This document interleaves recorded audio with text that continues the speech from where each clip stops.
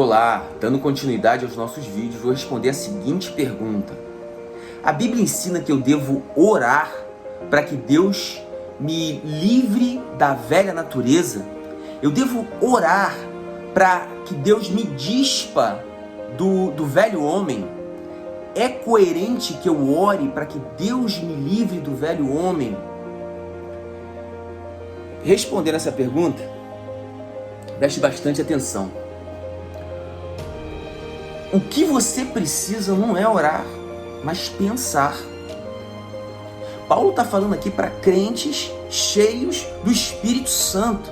Já existe um poder interno que te capacita a colocar em prática todo tipo de coisa que o Espírito Santo esteja te pedindo.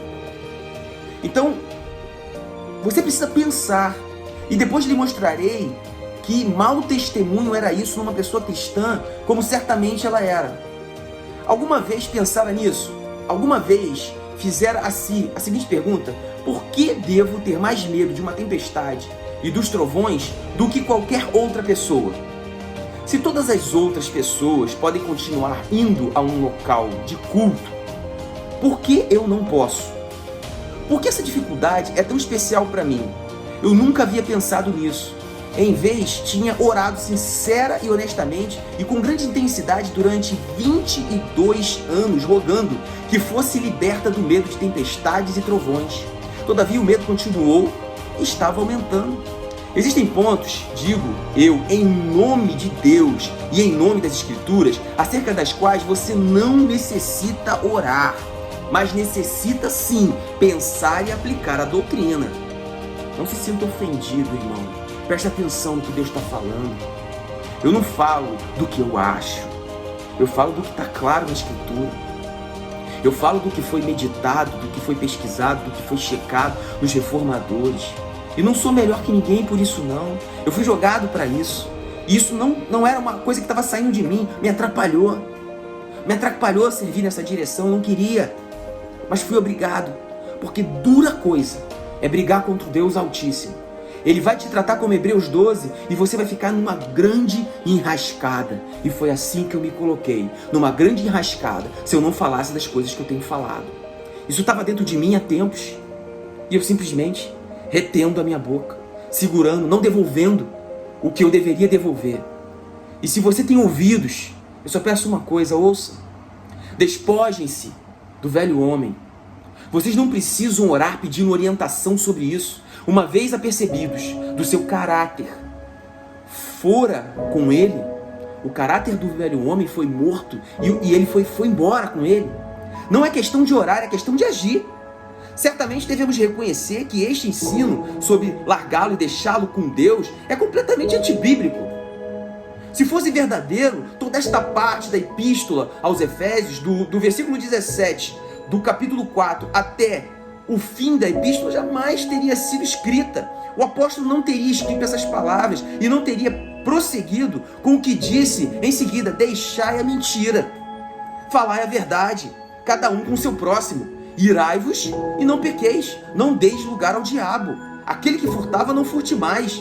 E não teria dito essas coisas, estaria cometendo um erro se as dissesse. Ao invés disso, ele diria: se alguém entre vós crentes é tentado a furtar, ore sobre isso, que vá pedir ao Senhor que livre disso.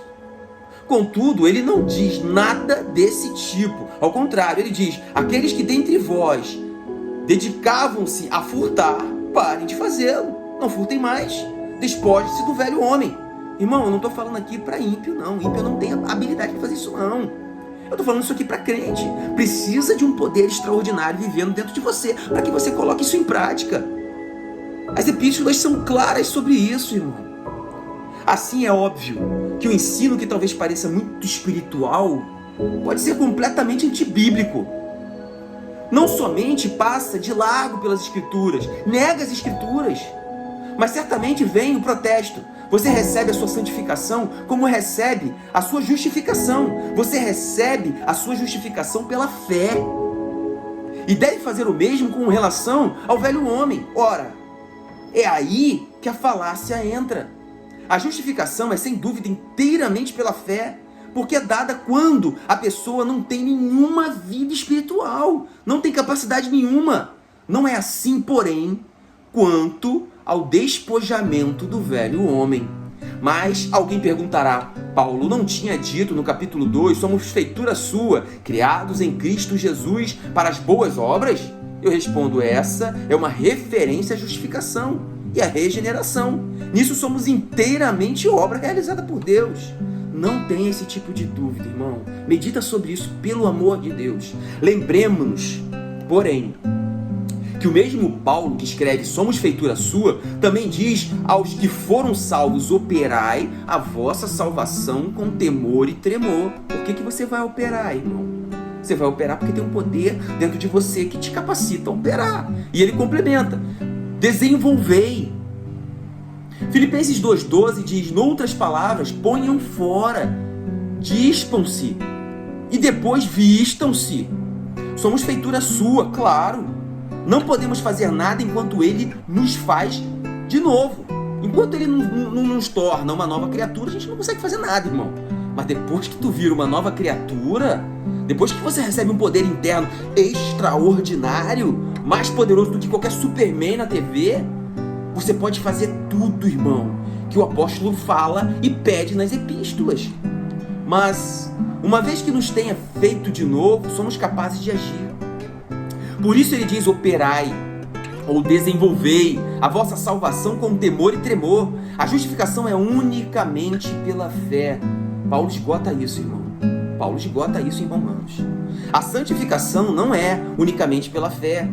A totalidade da vida cristã é uma vida de fé, porém, na santificação temos que agir e desenvolver e despir-nos e vestir-nos, como o apóstolo nos diz em todos esses pormenores que nos oferece aqui.